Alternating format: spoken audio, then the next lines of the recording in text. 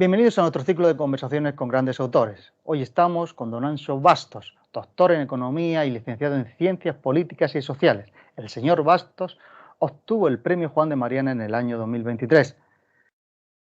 Bastos comunica su obra a modo y manera socrática. Por lo visto, cree más en lo oral que en la obra escrita y así nos los hace saber en sus maravillosas conferencias. Un honor, señor Bastos, que esté con nosotros y bienvenido. No soy completamente ágrafo, pero sí que debería escribir más, sí. Gracias por la amabilidad. Muy bien. Bueno, la primera pregunta es, usted es doctor en economía. ¿Es la teoría del valor el cáncer de la economía? Sí, mire, acertó usted, sí. Yo creo que a lo mejor pensamos que es una cosa menor, que es un debate como escolástico, como muy sofisticado, que no importa, que lo que importa es el sistema económico. No, es que buena parte de los errores de comprensión del sistema derivan en última instancia de la teoría del valor, de dónde radica el valor. Por ejemplo, una teoría del valor trabajo, una teoría objetiva del valor, que entienda que el valor pues, está basado en algún factor concreto, ¿no? Pues puede deducir que, por ejemplo, que a un trabajador le están pagando menos de lo que debe, que a un trabajador lo están explotando, que a un trabajador le están robando. Y a partir de ahí es donde se establecen sistemas, por ejemplo, o que intentan sustituir a los sistemas de propiedad privada, sistemas socialistas, o bien que el Estado debe intervenir, usar digamos, la coerción para corregir esa deficiencia en el valor. Porque supuestamente se entiende que hay un valor correcto que debe cobrar un trabajador, que debe valer un bien, ¿no? Y a partir de ahí, como no se ajusta a lo que se debería entender como el valor de ese bien, el gobierno debería corregirlo. Si se entiende que el valor de los bienes está en nuestra cabeza y deriva del intercambio libre entre partes, todo eso se derrumba. Yo digo que siempre que el talón de Aquiles del marxismo es la teoría del valor. Si elimina la teoría del valor trabajo, el marxismo se derrumba. No queda nada de él. Aun con todos los éxitos o hipotéticos que pudiera tener, con todas las virtudes de justicia que pudiera tener, se derrumba. Porque todos estos elementos de justicia, todos los elementos de igualdad, se derrumban porque no hay un valor correcto. Es que muchas personas piensan que el valor de las cosas está así como en las tablas de la ley que tenía Moisés, ¿no? Que tenía unas tablas allí escritas que se las dio Dios y estaban escritas ahí las cosas. O como el libro de Mormón, ¿no? Que estaban escritos en unas planchas de oro. Y allí de ahí lo copió Joseph Smith, ¿no? La gente piensa que las cosas hay como una tabla de oro escritas de cuánto debe ganar un trabajador y que como no se ajusta la tabla de oro ya está mal pagado, por tanto alguien debe equilibrar y corregir eso. Y bueno, deberemos... creo que hay que participar más en eso. ¿Qué? Quisiera para los espectadores que no tienen la obligación de conocer, aunque lo sufran o se beneficien, no tienen la obligación de conocer la teoría del valor. ¿Podría explicarla brevemente, esquemáticamente, para que todos entiendan de qué estamos hablando? Hay teorías objetivas, normalmente la teoría más difundida, pero cuidado, difundida entre los liberales también. Pues una diferencia que viene de John Locke, que la tiene Adam Smith, que la desarrolla Ricardo y más la toma de Ricardo. Y es una teoría muy extendida durante todo el siglo XIX, que el valor de las cosas deriva del trabajo que lleva incorporada. Todo viene también de un error aristotélico, en el sentido de que cuando se intercambian dos cosas, se intercambian cosas de igual valor, pues si no, no habría intercambio. Y ese es el error. Cuando se intercambian cosas, son cosas de desigual valor para cada parte. O sea, el cambio más absurdo es el cambio igual. Porque nadie va a la plaza o al comercio a cambiar un billete de 20 pesos por un billete de 20 pesos.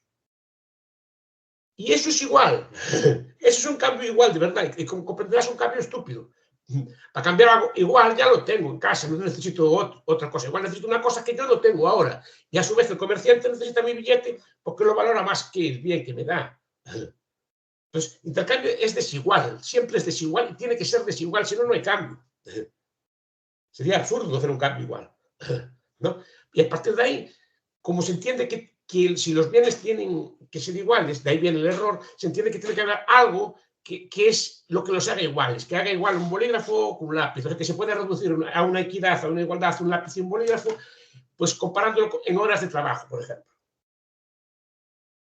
Cuidado que hubo otros modelos, por ejemplo, hubo modelos de valor en energía, por ejemplo, no de modelo de trabajo, se intentó hacer alguna vez en algunos economistas, crear una unidad de energía que la que hiciera que los bienes tuvieran algún tipo de equivalencia que les permitiese el cambio.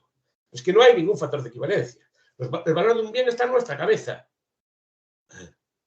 Punto.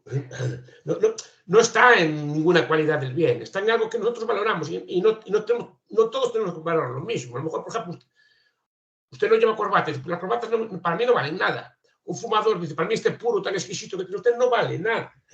Es que para mí no vale nada. Para mí hay determinadas bebidas que no valen nada, por muy buenas y caras que sean, porque a mí no me gustan.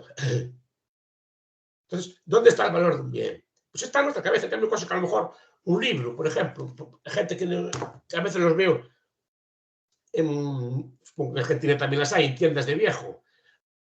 Y a veces llego y qué joya aquí por un euro, no, qué joya.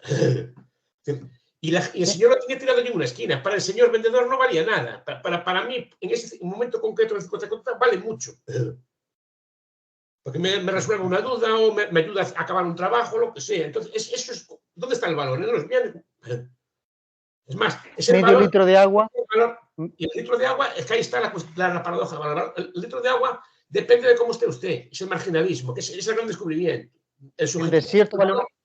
Y el marginalismo. El subjetivismo es antiguo, ¿eh? El subjetivismo es bastante antiguo. También hubo pensadores subjetivistas en la Edad Media o la Escuela de Salamanca o en otras escuelas, en el sentido que entendían que el precio justo es el que deriva del acuerdo libre entre las partes. Y que el valor pues, es el valor en medida que satisface alguna necesidad que nosotros tengamos. Y el agua depende.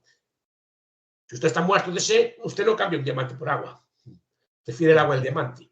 Pero cuando hablamos de cambiar agua con diamantes, hablamos en las condiciones actuales en las que el agua es relativamente abundante. Entonces no estamos cambiando agua. Estamos cambiando la última unidad de agua marginal por un diamante. Entonces ahí sí que no nos compensa. Muy bien. Entonces, resumiendo, el gran error que entender. Es fácil, porque es contraintuitivo. Y además entender el hecho. Siempre cuando hablo de la ciencia social es contraintuitiva, pongo el siguiente ejemplo. Es que el valor es el valor final que marca el valor de los factores de producción. No al revés. O sea, esta libreta no es una suma de costes.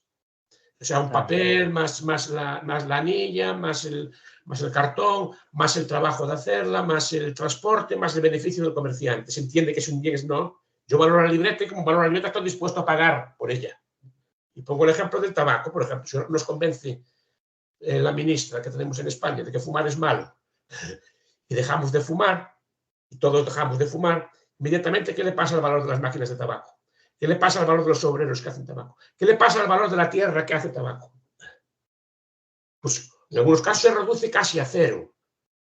En algunos casos a cero. Como el papel del día. ¿Y eso de qué se deriva? Porque la gente no nos gusta fumar, pues si no nos gusta fumar, todo el valor que hay detrás se pierde, porque el valor está en nuestra cabeza. Y eso pasa cuando...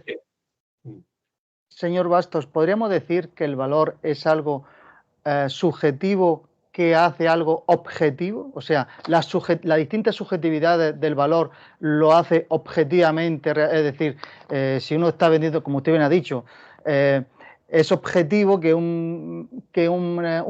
medio litro de agua puede valer millones en el Sáhara. Entonces es una objetividad que es algo tan claro, pero es subjetivo el hecho de que tú tengas esa necesidad. Es decir, las necesidades subjetivas llegan a una conclusión objetiva, ¿puede ser eso o me equivoco? Corríjame, por favor. El precio es lo que medimos como objetivo. Yo creo que también otro problema intelectual es eso, determinar el precio. El precio lo vemos como algo, como lo vemos aquí marcado. Y eso tiene mucho que ver.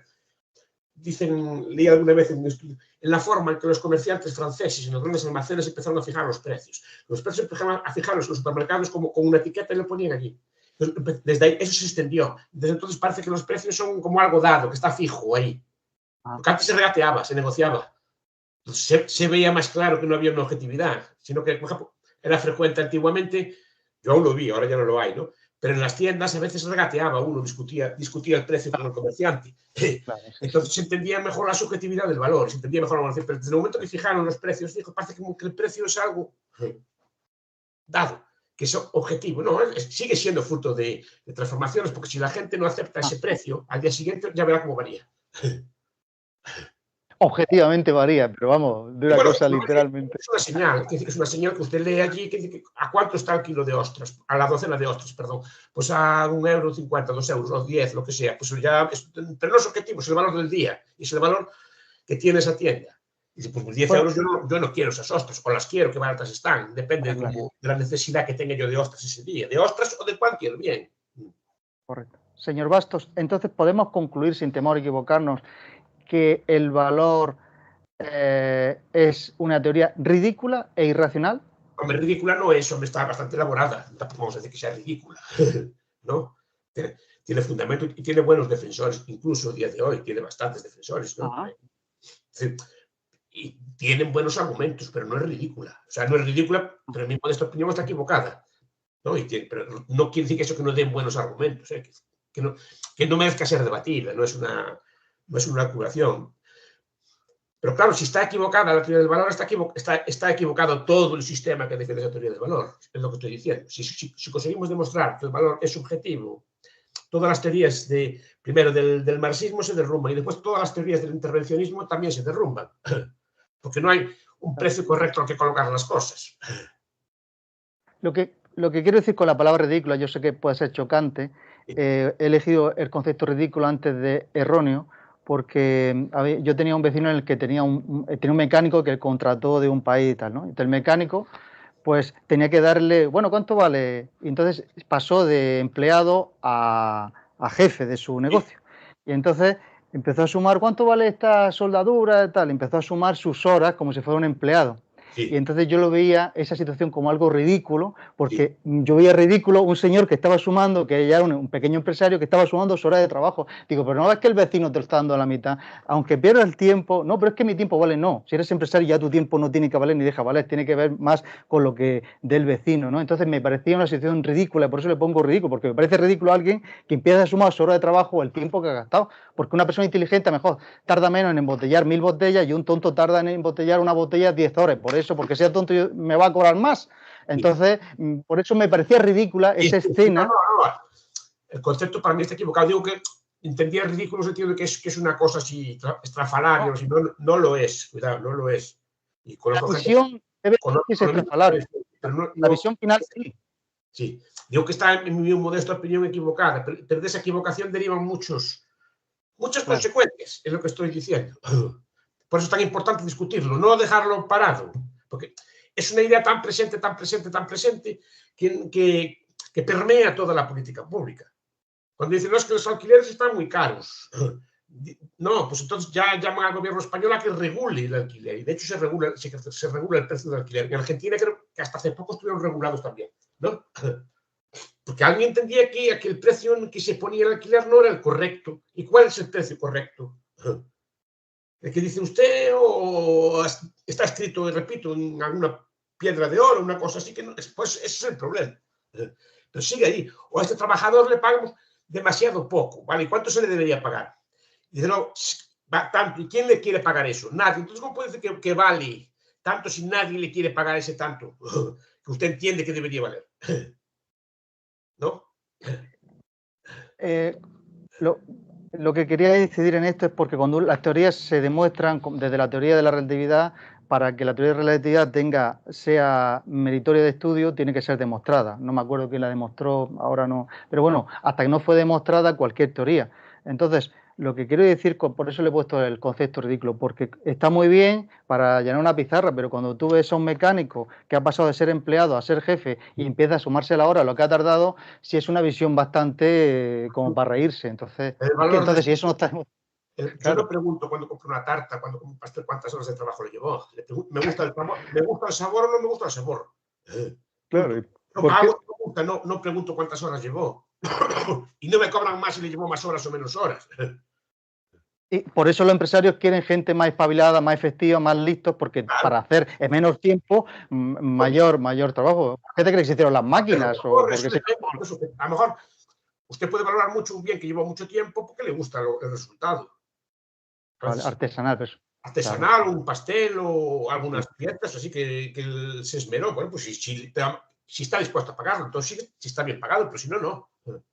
El siguiente escalón, vamos al siguiente escalón. En la economía está demasiado influenciado por las ideologías. Claro. Claro, porque hasta el punto de que pero las ideologías políticas me refiero. Sí, en algunos casos sí, Claro, porque parece que se quieren subordinar, digamos, las leyes económicas al poder. El viejo Bombard decía que el poder no puede derrotar a la ley económica. Es que yo veo a muchos jóvenes que piensan, no, si el gobierno hiciera esto, hiciera lo otro, y prohibiera esto y prohibiera lo otro, ya se haría. No, pero es como querer obligar, digamos, a las leyes económicas a obedecer a la política. Y no obedecen. Simplemente el gobierno las distorsiona, pero no le obedecen, no va a conseguir el resultado que quiere. Si no, repito, es que no sé cómo habría pobreza en el mundo, como prohibir la pobreza, como hizo Louis Blanc en la Constitución francesa de 1848, pues ya estaba, ya se prohibió la pobreza, ya se acabó la pobreza, ¿no?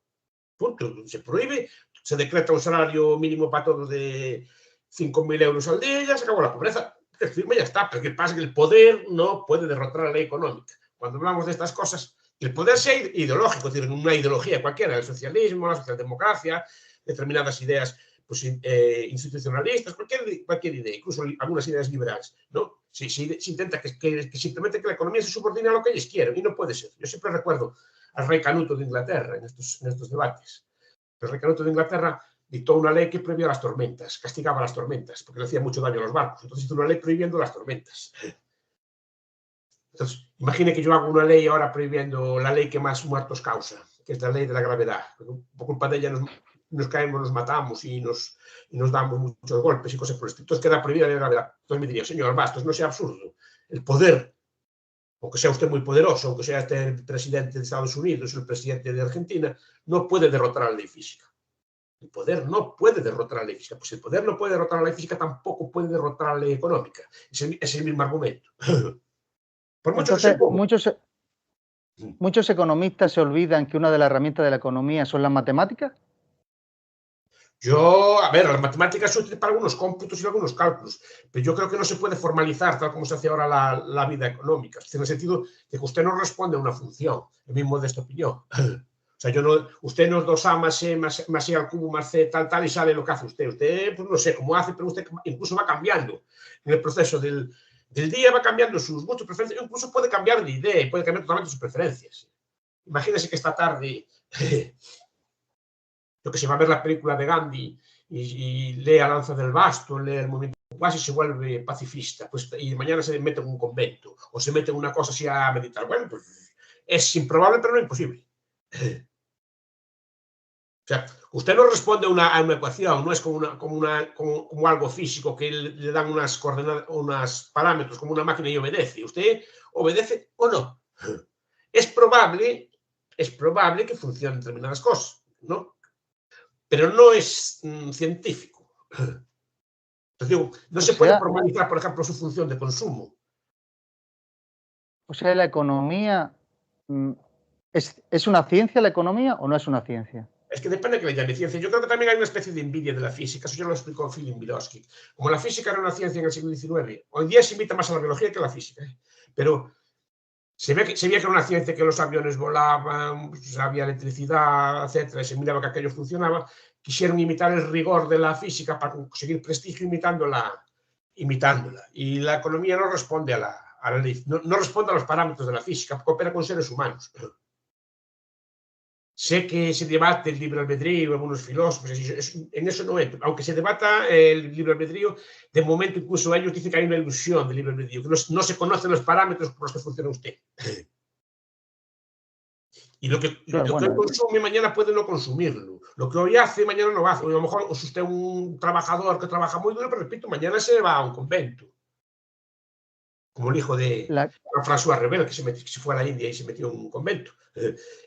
Y era un señor así, creo que era exitoso en los negocios, se marchó para allí y se volvió monje budista.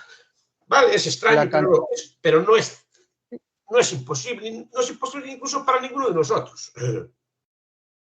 La cantidad de bares... Es posible. Pero claro, ese elemento ya quita que no es su forma de funcionar, no es científico. O ahora le digo yo una cosa y usted se hace vegano, o le digo otra cosa y se hace carnívoro, o le digo... Sí, está claro. La cantidad de discotecas... Le decía que la cantidad... Lo que le decía, que la cantidad de discotecas o de bares de moda que están de moda un año y a los 2 años han tenido que cerrar porque no tienen clientes, porque clientes quieren ir a otro sitio o que a la O dejan de gente... salir por la noche. Claro, sí, claro que sí, así es. Yo una vez, recuerdo que en una clase dije el nombre de preguntaron, dije un pastel que me gustaba mucho, ¿no? Sí.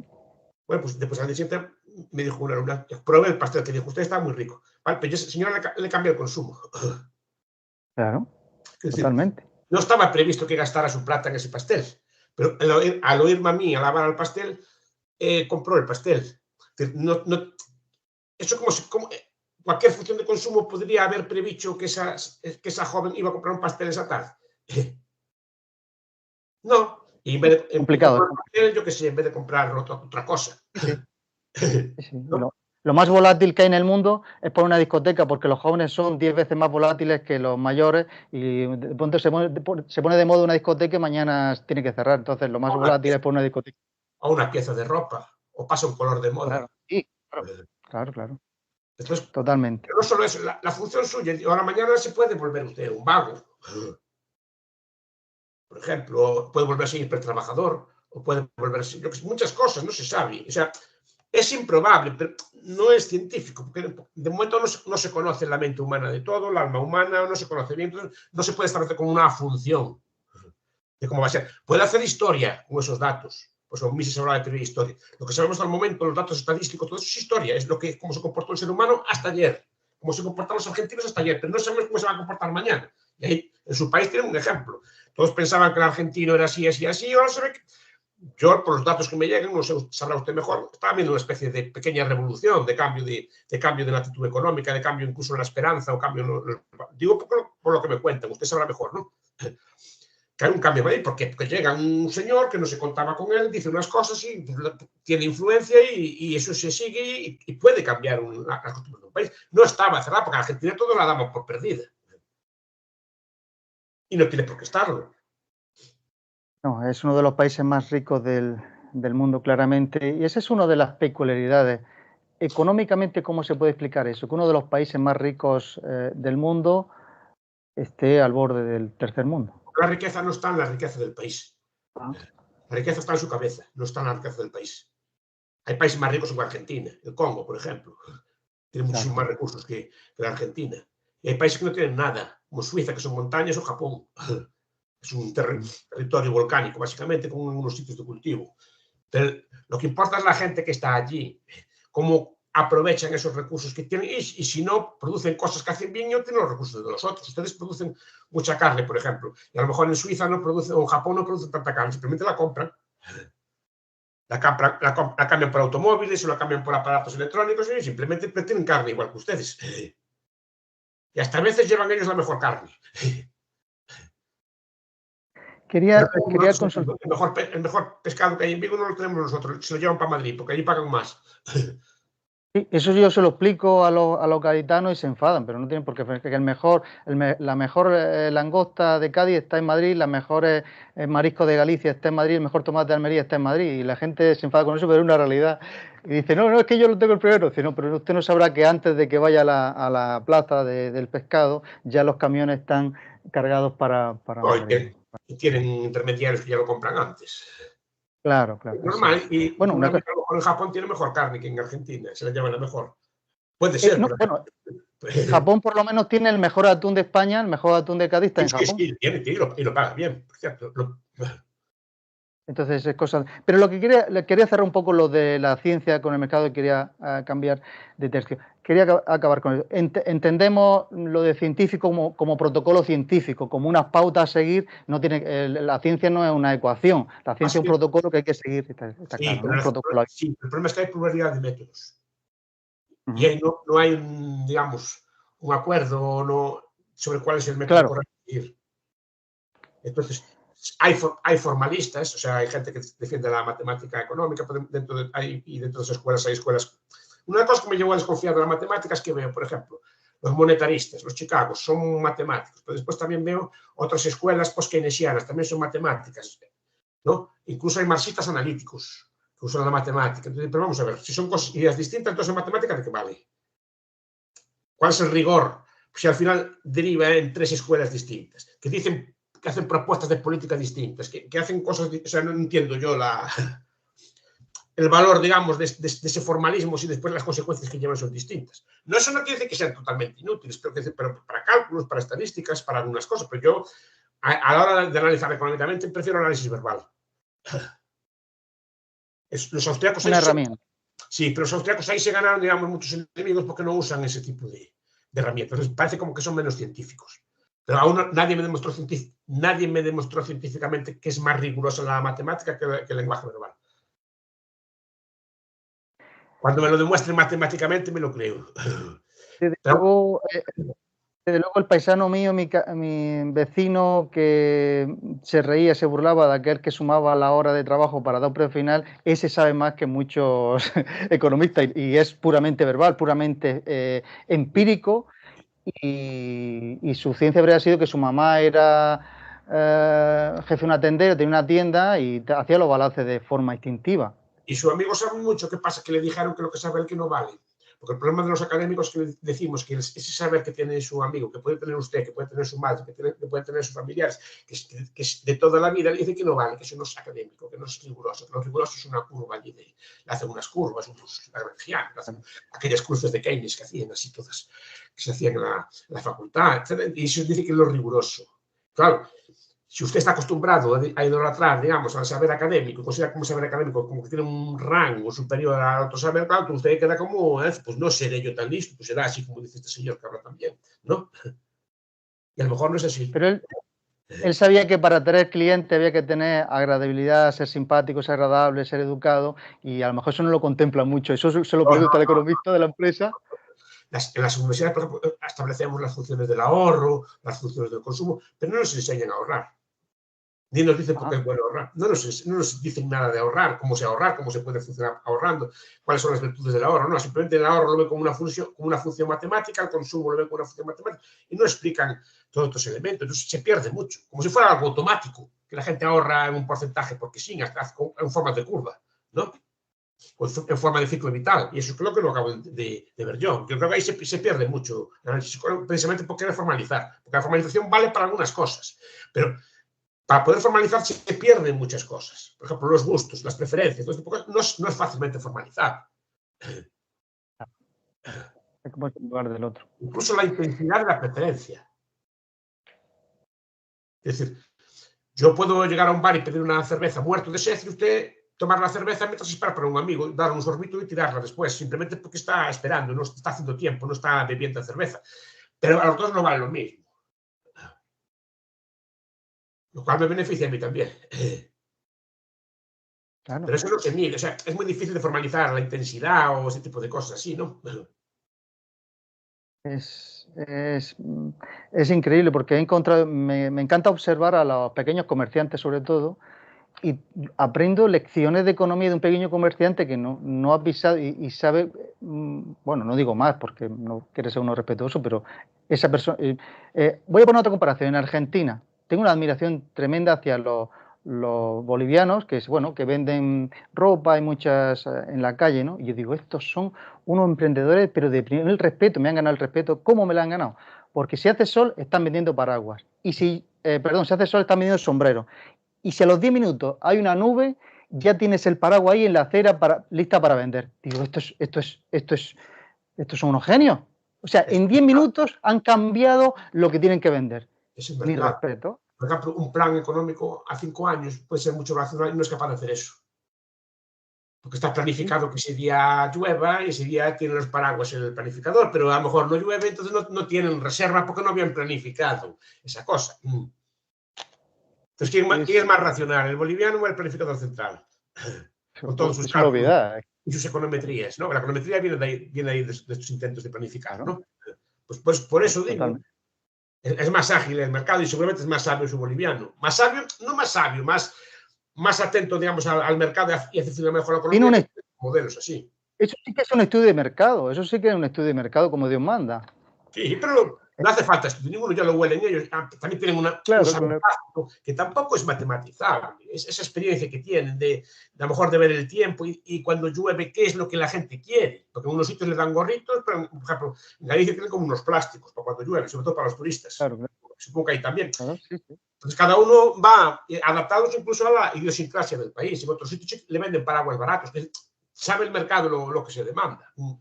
Y otros, cuando hay una manifestación en la que yo he estado multitudinoso con 40 grados, 50 grados de calor, bueno, una barbaridad de calor, botellita así de pequeñita a 10 veces su valor. Digo, venga, un genio. Digo, me ha estafado, pero me ha estafado un genio. Porque claro, porque estaba dentro de un tumulto de gente, de 1000 personas, no puedo ir a un bar, lo más cercano es el señor, y entonces, ¿qué me cobra? 10 veces más cara medio litro de agua. Está pagando también el servicio, está pagando un montón de cosas. La necesidad mía, que estoy asado y que estoy atrapado entre 1000 personas. Que es mucho más costoso también llevar la cerveza o la bebida allí que venderla normalmente. Claro. ¿No? Sí, Claro, yo digo... O los comerciantes en España, chinos, muchas veces, cuando hay un partido de fútbol, sacan las banderas de quién va. O sea, van viendo y cuando es de España, sacan banderas de España. Si es del otro, sacan banderas del otro. Entonces van sacando, según cambian el fútbol, pues piden banderas, sacan banderas y las ponen a la venta. Entonces, señor Bastos, ¿la economía tiene mucho de humanidades? Sí, sí.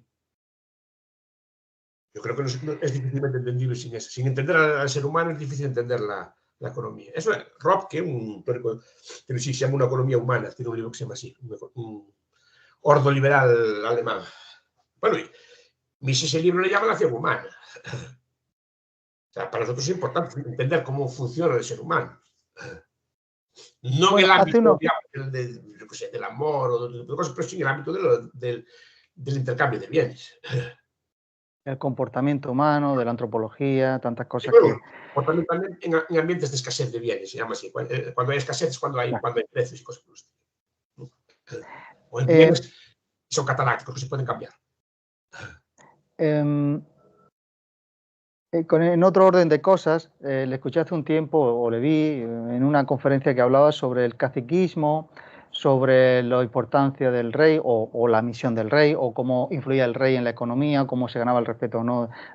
¿Puede explicar brevemente lo básico de esa conferencia? A mí no me gusta, digamos, el sistema tecnocrático. O sea, es una manía, no sé si muy científica, pero es personal. No me gusta la idea de que un grupo de expertos entienda que debe dirigir al resto del mundo.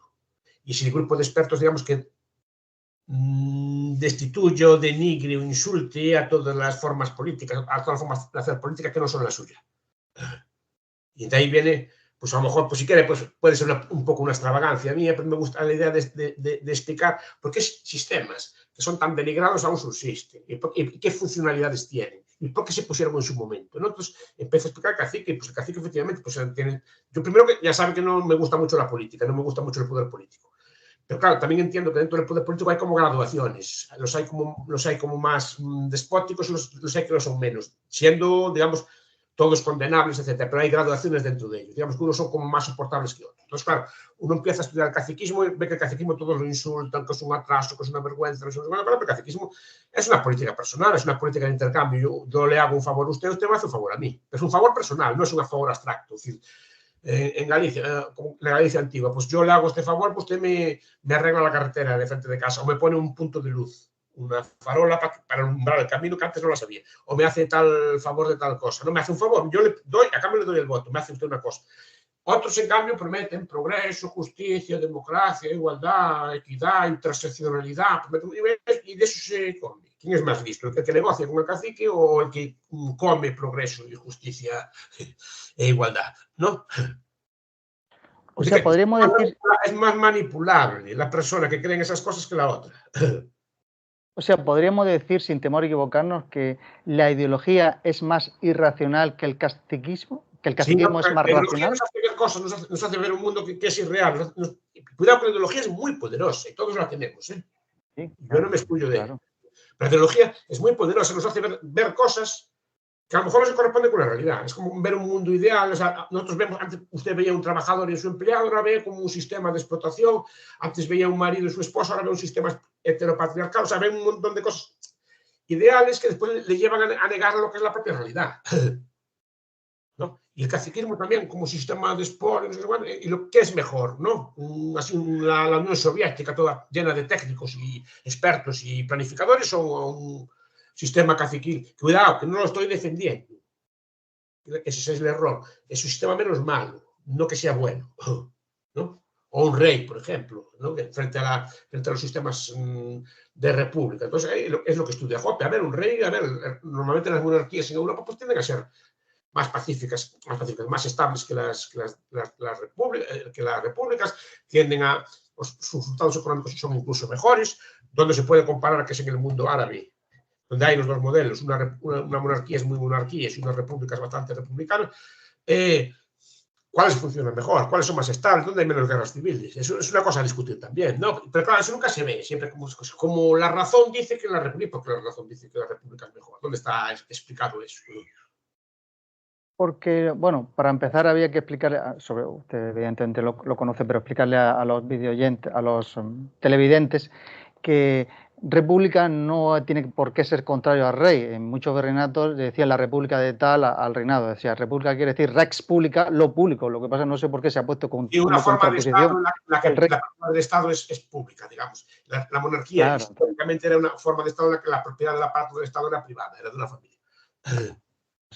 Que rex pública no es el enemigo, el que quiere quitar la monarquía. Ya Platón, que puso república, quería que una forma en la que la jefatura del Estado, una es propiedad privada de una familia, pues para la monarquía la jefatura del Estado, simbólica por lo menos, es propiedad de una familia, en España de los Borbones, en Inglaterra de los Windsor, etcétera, ¿no? Que son familias, y cuanto a que la jefatura del Estado no es propiedad de nadie, es selectiva. Cuidado, no todas las repúblicas son electivas, ¿eh?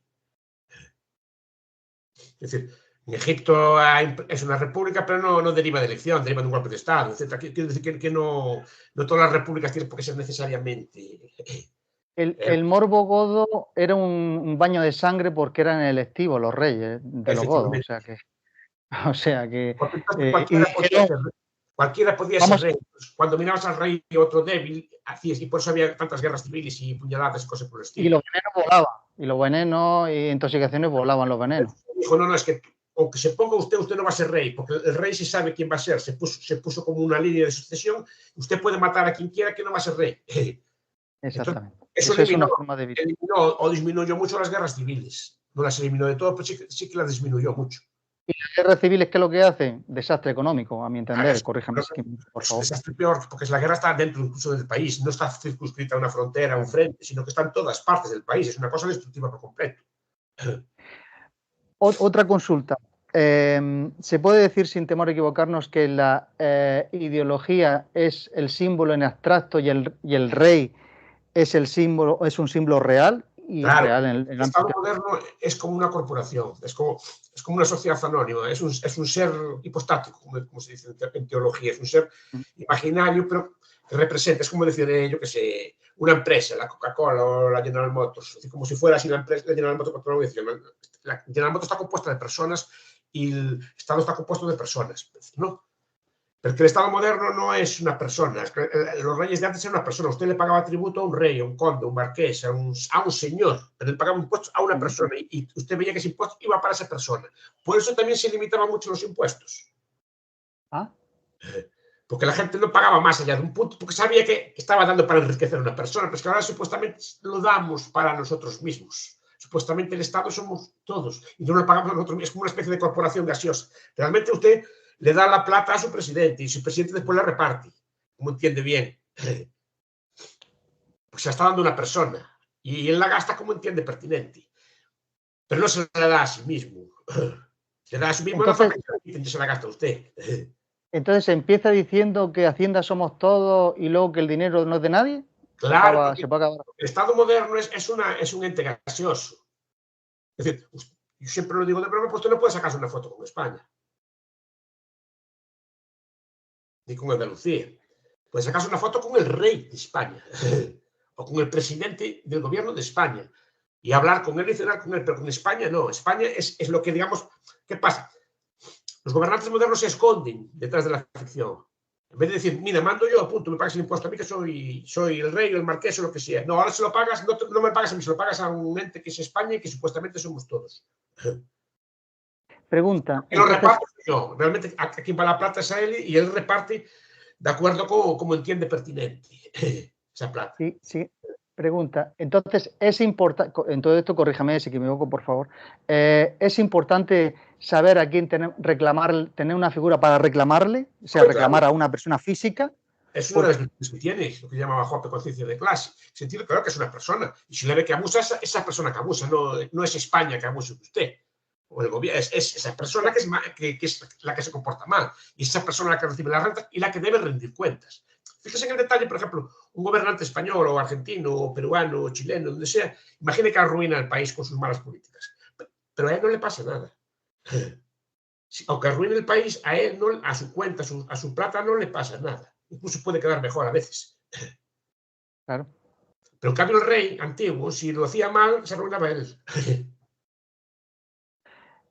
Es Es una que cosa. me No, pasa a con ver, esto, yo, las monarquías buenas, lo que digo con esto es una especie, si quieren, una especie también es una especie de extravagancia mía, de ver qué pasa porque esos sistemas funcionan y porque esos sistemas siguen existiendo y porque esos sistemas existieron, ¿no? Y porque se les denigra tanto desde el oficialismo, digamos, ¿no? Claro, porque no hay, digamos, intelectuales que defiendan al cacique.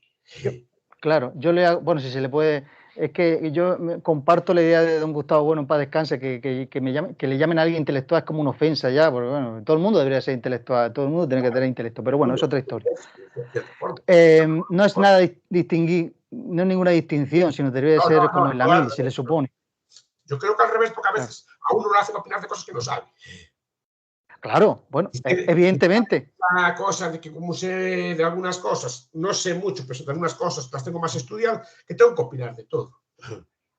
No, no, claro, claro, muy bien, efectivamente, cada uno que opine, No, evidentemente, que entonces, haga intelecto de lo suyo, claro, obviamente, obviamente. todos somos inteligentes en lo nuestro. No, todos somos intelectuales Ahí en lo está, nuestro. Punto. claro, eso, Sé más eso lo quiero de decir. cosas, pero no sé más de otras cosas. De parte de las cosas no sé. Sabía que había una película que era un podador, un jardinero, y lo confundieron y lo pusieron presidente de una, no me acuerdo el título de la novela, y lo pusieron presidente de un gobierno. Y con la lógica del jardinero era el mejor presidente, claro. ¿Qué hacemos con este? La mala hierba hay que segarla. ¿Qué hacemos con aquel? Bueno, hay que podar para que luego salga más fuerte. Es un genio, porque todo lo aplicaba según Y o se sea, puede aplicar. Y no mire, está encaminado que se muchos. puede, aplicando la lógica de lo que uno sabe, puede Sí, incluso opinar de otras cosas, siempre en la base de lo que sepa, tú. sí, O sea, analogías correctas. sí, pero cuidado también con matiz. Eso implica que sepamos todos, porque lo que sabemos nosotros vale para esto, pero no vale para todo. Y muchas veces hay esa tentación. La tentación de transferencia. Una persona es yo que sé, como Einstein, es un señor listísimo en la física, es súper inteligente, y no sé qué inteligencia tenía, vale, muy bien. Pero yo leí las reflexiones de Einstein sobre el socialismo y no valen nada. Claro. No valen nada. Como ¿Qué? los actores de cine hablando de política, Claro, obviamente. Un pues yo actor de cine hablando hablando, de política. No pues es yo que ha hablando, dicho aquel, pero bueno, que es un actor, ¿qué me estás contando? Claro, eso es pues el yo hablando ejemplo. de cine, como te decir, digamos una película, vale, pero yo lo que diga yo de película no vale nada, porque yo no tengo criterio, ni música, A veces, porque no tengo oído, no tengo criterio para decir esas cosas.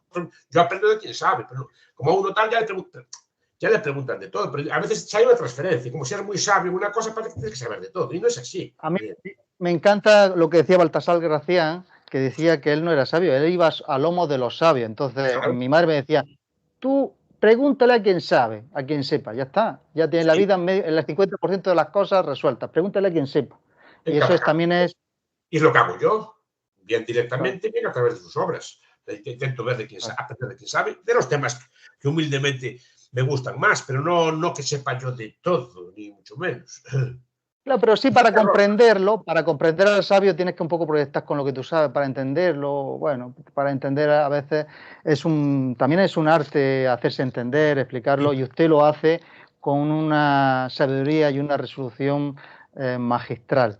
Pero eso no O es sea fácil que, para nada. pero quiero, En la academia es al perdón. revés. Cuanto peor se escribe y peor se expresa uno, más éxito tiene. Ah, hombre, claro, pero es que eso es como, usted no sabe cuando de los Felipe González se pone, Felipe es muy listo. Yo cuando era pequeñito, yo escuchaba a los viejos y dice, es muy listo. ¿Y por qué sabe usted que es muy listo? Porque no entendí nada. Debe ser muy listo porque no entendí nada. Bueno, entonces, pues Claro, yo creo, eso en la academia pasa también. Lo que pasa es que cuanto más raro hables y cuanto menos te entienda, parece que eres más sabio. Qué difícil debe ser, cuánto debe saber este señor que yo no entiendo nada. Es al revés, es que no dicen nada y no responden. Señor Bastos, ¿cómo era el del nombre de la rosa? El del nombre de la rosa, ¿cómo se llamaba el escritor este? El del Humberto nombre de Eco. la rosa era. ¿Cómo? Perdón. Eco. Humberto Eco. Humberto Eco. Humberto Eco, hay el profesor nos recomendaba para hacer tesis cómo hacer una tesis. Tiene una publicación, cómo hacer una tesis. Y ahí yo lo tengo eso grabado en la memoria y dice, la persona, pero no hablaba el divulgador, decía el especialista. Porque el divulgador, pero el especialista, ahí me sorprendió, porque dice, la persona que utilice la jerga excesivamente es un signo de complejo de inferioridad. No hablaba de los divulgadores para hacerse entender con el pastor de ovejas, hablaba para hablar entre los propios doctores. Pues entonces, si eso lo dice Humberto Eco, ¿quién somos nosotros para llevar la contraria, No, no? claro, claro. No, porque está muy estudiado, ¿eh? Billig sacó un libro al respecto, hay unos cuantos libros, ¿no? Sí, sobre Y la lógica de escribir mal, la importancia de escribir mal en la academia, en la ciencia social. No, que no se entiende, por favor, no se entiende. Yo es que soy fan de y tiene Cervantes. sentido, ¿eh? Claro, yo es que soy fan de Cervantes, Baltasar Gracián, o Séneca, que escribía manuales manuales para tal, mala vida. Entonces, a Cervantes le acusaban de que escribía mal, pues imagínese usted. Pero quiero cerrar con el tema de los reyes y de la referencia, porque yo, insisto, todo lo que yo comente, usted me rectifica si hace falta o lo que sea. Bueno, aquí estamos para aprender. Yo a lo que veo con esto de la nación, el país, porque esto de la nación, el país, lo veo como tengo muchos amigos, otro amigo que iba a reclamar a una gran multinacional y entonces iba allí. Esto era como te iba a reclamar poco menos con la escopeta, que es la forma más sana de reclamar. Si uno no va sin escopeta, no, eso no está reclamando nada. Entonces va con la escopeta ahí. Mire usted, que es que usted me ha estafado. No, mira, es que yo soy aquí el que atiende recepcionista. Vaya usted al departamento de aquí. Va con la escopeta ya. Y coño, que va a 200 departamentos, el tipo acaba cansado, no reclama, pero cuando ese mismo de la escopeta es Manolo, el vecino, el que la ha estafado porque le ha hecho la tuerca, la ha puesto mal, va, oye Manolo, que me has puesto la tuerca mal. Y Manolo de repente le pone la tuerca bien porque sabe que coge la escopeta. Y hay un Manolo que reclamarle. Entonces, una de las cosas de hacer las naciones-estado, estoy siendo muy aseverante, pero hay que ser un poco Sí, sí, chocante. sí. Uno de los motivos de las naciones-estado es que no hay un Manolo a que reclamarle. Entre otras cosas, o que está muy lejano. Ah, Muy lejano. O que supuestamente, no sé, fue la nación la que lo hizo, no sé, o sea, no.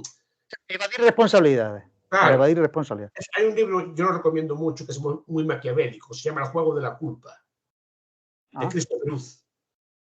Sí.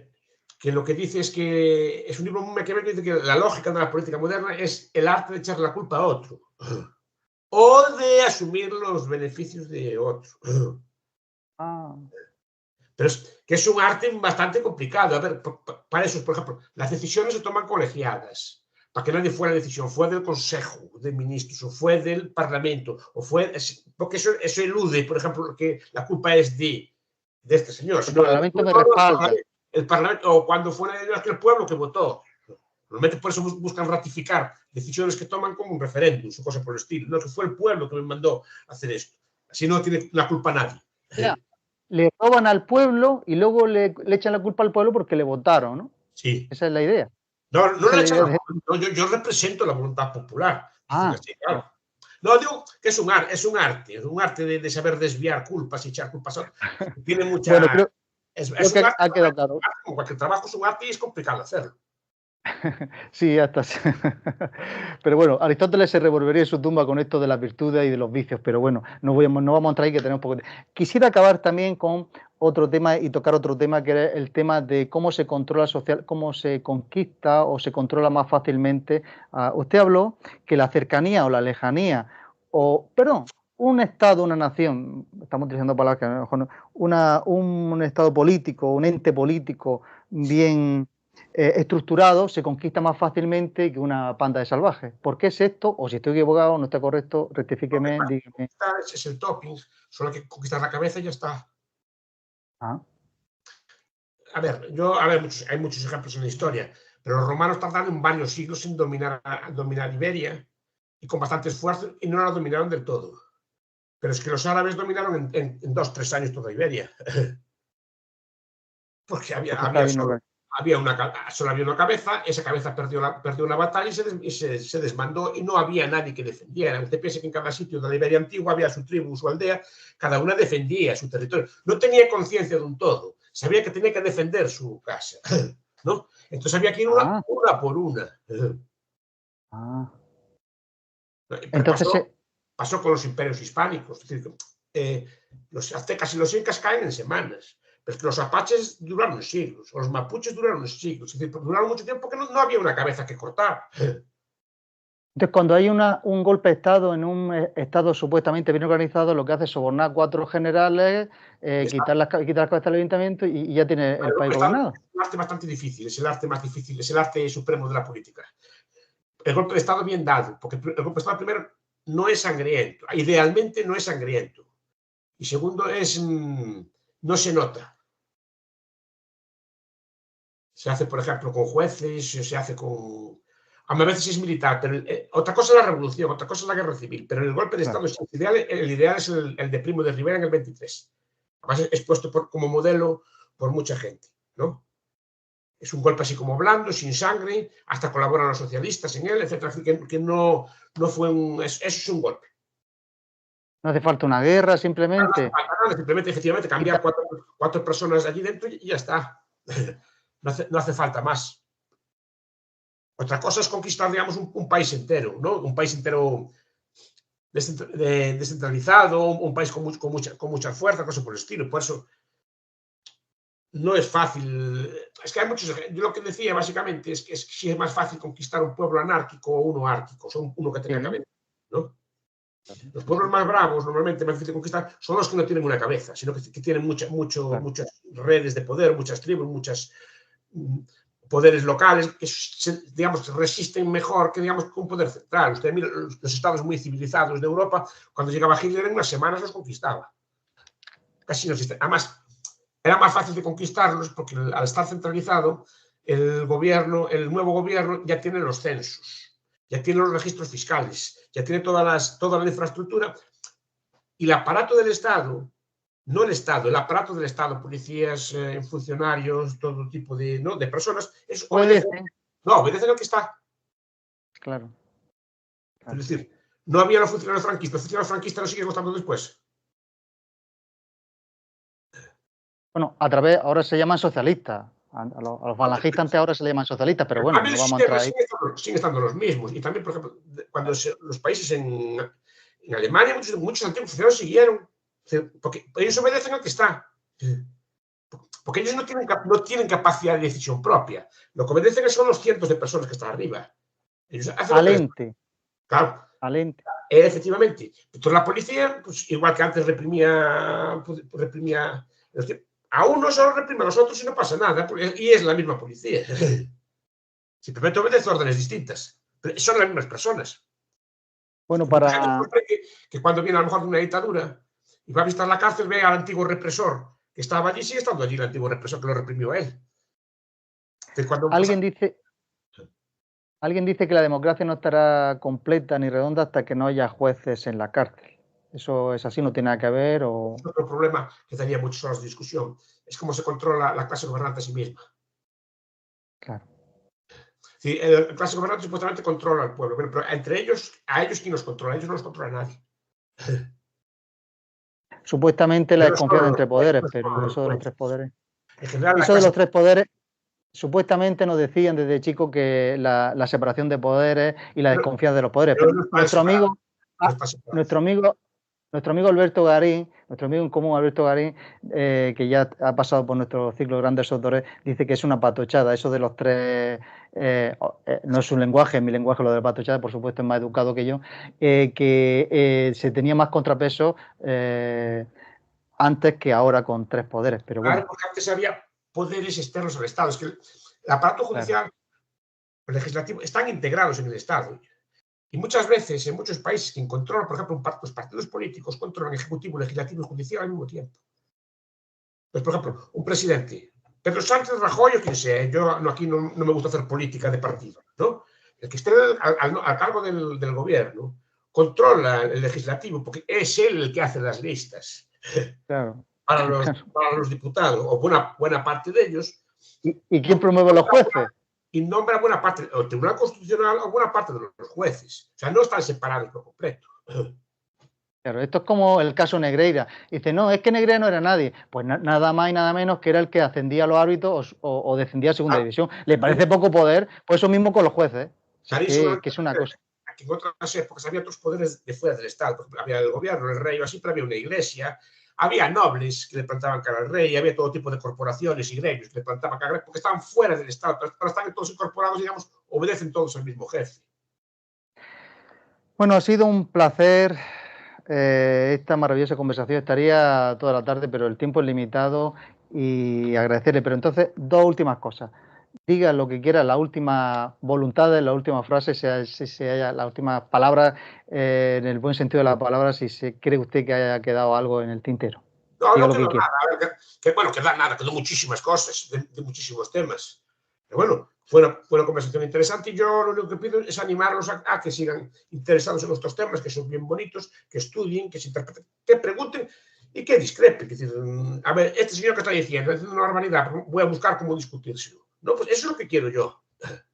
Digamos, incentivar que las personas discutan, piensen o lo que sea. No tienen por qué estar de acuerdo conmigo, ni mucho Hay un menos. dicho que dice, hay un dicho que dice, llévale la contraria a un sabio y aprenderás. Llévale la contraria a un mezquino y te ganará un enemigo. Hoy claramente hemos encontrado a un sabio y hemos aprendido. Bueno. Ahora, además que no le lleva ninguna contraria, aquí no se ha llevado ninguna contraria porque simplemente se ha hecho preguntas. A mí me gusta que me lleven la contraria, porque si no, no aprendo yo tampoco. Si a mí no me Me plantean, sonrojo. si no me plantean objeciones, yo no aprendo tampoco. Yo aprendo de los Pero errores, de las cosas que digo, claro. mi Intento hacerlo. posición es de, mi posición es de aprender y de tener las orejas abiertas y todo lo que También, está también. claro. La última cuestión es, una cosa no tiene que ver con esto porque estoy haciendo una publicación y le pregunto a todo el mundo, ¿qué es para usted la felicidad? No, para mí la felicidad, yo no soy eudemonista. A mí no me preocupa la felicidad. Me preocupa cumplir el deber, lo que tengo que hacer yo. Muy Y bien, a veces ahí se encuentra la felicidad. Pero muy bien. no es algo que yo busque, porque tampoco sé exactamente lo que es. Porque uno a veces es feliz con una cosa más simple, a veces está. Hay, a veces que estoy ahí leyendo una buena novela ¿no? con un cigarro, una cosa así, soy feliz, pero no es barato, es súper tranquilo, no necesito salir de mi casa, etc. Y a lo mejor dice, pues voy a hacer una experiencia de estas, y a lo mejor lo paso fatal, ¿no? Voy a, cenar a un magnífico restaurante, voy a hacer un viaje así, no, a lo mejor me aburro allí o lo paso mal. No es algo que yo busque, yo digo, ¿qué tengo que hacer yo? ¿Cuál es mi deber? ¿Cuáles son mis obligaciones? Ahí encuentro. Pues, yo intento hacer mi trabajo bien y mi trabajo bien, aun siendo como todos los trabajos, tienen cosas buenas, tienen cosas malas, pues intento sacarle provecho. Y a veces, pues uno, pero no lo busco, aparece. No me Nada más y preocupa, nada menos. no me Cumplir, busca, no me procuro ser feliz. ¿Qué? poca cosa acaba de decir usted, cumplir con sus obligaciones. Si todos hiciéramos nuestras obligaciones correctamente, Muchas esto... veces es ahí donde se encuentra, que te sale bien una cosa, que haces un escrito y te sale bien, o das una clase, pues, para ti mismo, hoy me salió bien, ¿no? También cuando me sale mal, yo lo paso mal también, que ¿Sabe? burro, ¿eh? Lo Pero sabe digo, usted, pero se lo comento a los espectadores. La fe consiste en confiar en quien cumple sus promesas. O sea, de ahí nace la fe, en confiar en gente que cumple sus obligaciones, sus promesas. Bueno, pues sí, eso intento, te repito que no la busco, es algo que aparece cuando menos te lo esperas. Donde menos te lo cuando, esperas.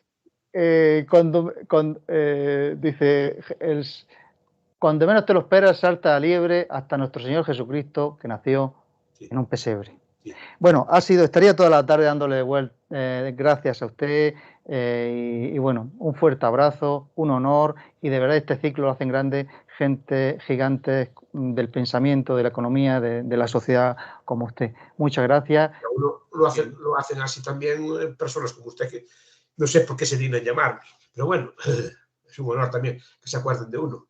Pues muchas gracias y hasta la próxima. Muchas gracias.